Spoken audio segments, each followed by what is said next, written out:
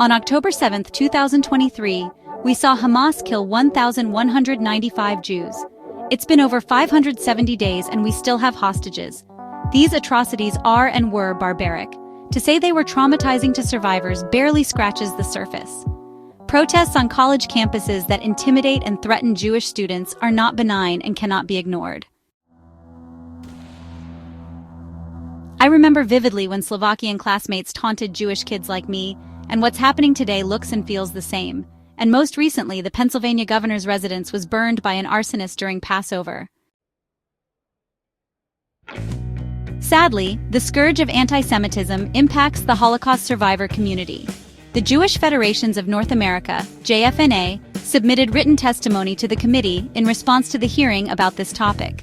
The written testimony reported an incident in Chicago where a Holocaust survivor's front door was vandalized with anti-Semitic language.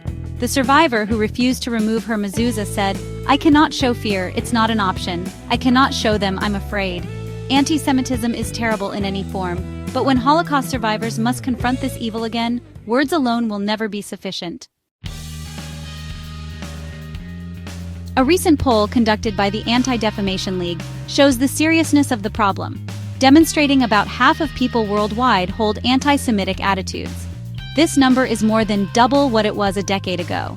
Equally disturbing, about 20% of respondents had never heard of the Holocaust, and only 48% recognized the Holocaust as a historical accuracy.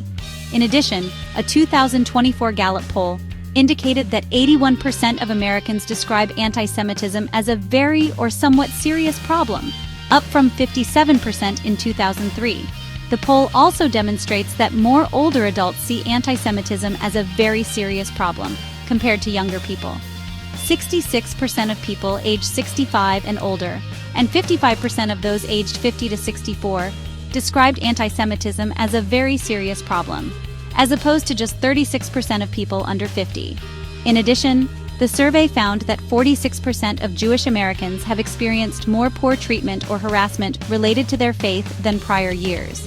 This has occurred both online and within their communities, contributing to more than half of Jewish Americans saying they feel reluctant to share their faith with others. At bnai Brith, we are doing our part to fight anti-Semitism. Since our founding, bnai Brith has developed tolerance programs and spoken out strongly against anti-Semitism in all its forms.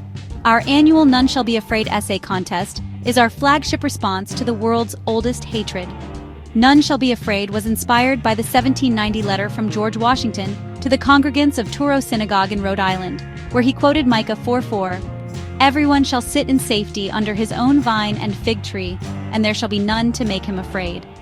The contest asks people to share their personal stories as students today who have experienced or witnessed anti-Semitic hate on campus and how they responded or took action in the situation.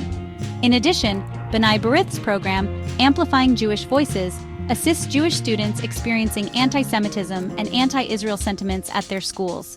Through storytelling and advocacy, we empower students to engage directly with influential figures, including policymakers, diplomats, and community leaders, fostering meaningful dialogue and impactful change.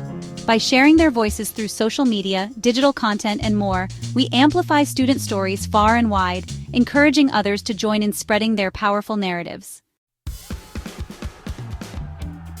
I applaud the bipartisan work done by the Senate Special Committee on Aging to shine a spotlight on anti-Semitism. Hopefully, our work here at bnai Brith, along with other like-minded organizations and elected leaders, we can educate the public about the evils of anti-Semitism and shift public perception.